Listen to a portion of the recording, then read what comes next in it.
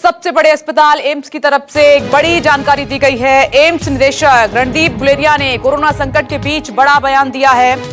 गुलेरिया ने कहा है कि जून जुलाई में कोरोना के केस तेजी से बढ़ सकते हैं। ये बड़ी जानकारी साझा की गई है, लिहाजा हॉटस्पॉट वाले इलाकों में अलर्ट रहने की अब भी आवश्यकता है।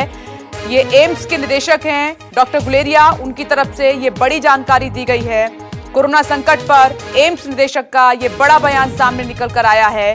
हॉटस्पॉट एरियाज में अलर्ट रहने की बहुत ज्यादा आवश्यकता है। जून जुलाई में जो कोरोना के मामले हैं, केसेस हैं, उनमें इजाफा हो सकता है। जून जुलाई में कोरोना के जो मामले हैं वो तेजी के साथ बढ़ सकते हैं। नोट कर लीजिए, जून जुलाई का महीना उन्होंने बताया है और साथ ही कहा कि अब भी जो इलाके हॉटस्पॉट हैं उनमें बहुत ज्यादा सतर्क रहने की आवश्यकता है, सावधानी बरतने की आवश्यकता है, क्योंकि इसके पीछे एक बड़ा कारण ये भी है। आप जानते हैं कि देश दुनिया कोरोना की जो वैक्सीन है वो बनाने में जुटा हुआ है, लेकिन अभी तक इसका इलाज नहीं मिल पाया है। लेकिन ये अपने आप में बहुत महत्वपूर्ण है, बहुत ज्यादा अहम हो जाता है। एम्स के निदेशक ने ये बड़ा बयान दिया है। डॉक्टर गुलेरिया कह रहे हैं कि जून जुलाई में कोरोना के जो केस हैं वो रफ्तार पकड़ेंगे और तेजी के साथ बढ़ सकते हैं।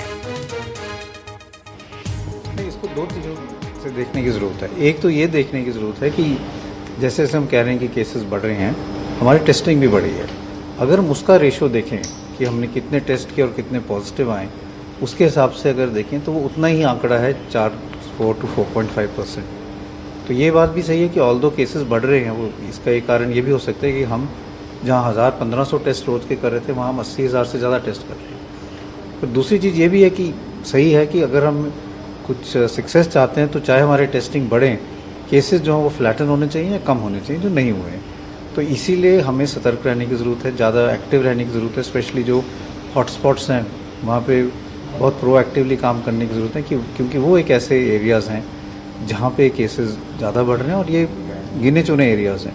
तो उन पे अगर हम माइक्रो प्लानिंग और फोकस करके काम करेंगे तो मेरा ये मानना है कि ओवरऑल भी केसेस जो है वो कम होने लगेंगे। सर, लेकिन सवाल ये उठ रहा है कि लॉकडाउन का हमें फ़ायदा हुआ या नहीं हुआ, कितना फ़ायदा हुआ, ये सवाल ही उठ रहा है। लॉकडाउन का हमें बहुत फ़ायदा हुआ है। पहला फ़ायदा तो ये हुआ है कि केसेस जितने जल्दी बढ़ने चाहिए थे और जैसे और देशों में बढ़े हैं उतने नहीं हुए।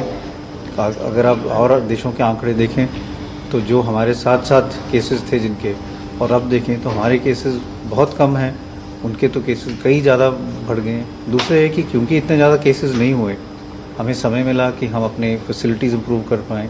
Covid care facility, Covid hospital, Covid ICU बना पाएँ, डेडिकेटेड कोविड हॉस्पिटल्स बन गए हैं। डॉक्टरों की ट्रेनिंग हो पाई है जिससे इन्फेक्शन कंट्रोल हो, ICU मैनेजमेंट हो, उसमें पूरी फोकस हो पाया है। डायग्नोस्टिक्स बढ़ गए हैं हमारी, अब टेस्टिंग कैपेसिटी बहुत ज़्यादा हो गई है। और सरकार को टाइम मिला है, लोगों को टाइम मिला है, हेल्थ केयर प्रोफेशनल्स को टाइम मिला है कि हम और एग्रेसिव और अच्छा फ्यूचर का प्लान कर पाएँ। सर, आपने कहा था कि जून जुलाई के महीने में काफ़ी स्थिति गंभीर हो सकती है, चिंताजनक हो सकती है, क्या माना है सर?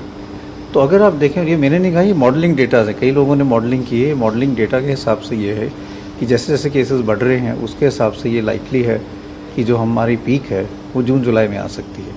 लेकिन इस पर कई और चीज़ें, वेरिएबल्स हैं जो टाइम समय से पता चलेगा कि वो कितनी इफ़ेक्टिव हैं। जैसे लॉकडाउन का और असर जो एक्सटेंड हुआ है उसका कितना असर पड़ता है, या और क्या जो चीज़ें हैं उसमें क्या इफ़ेक्ट होगा।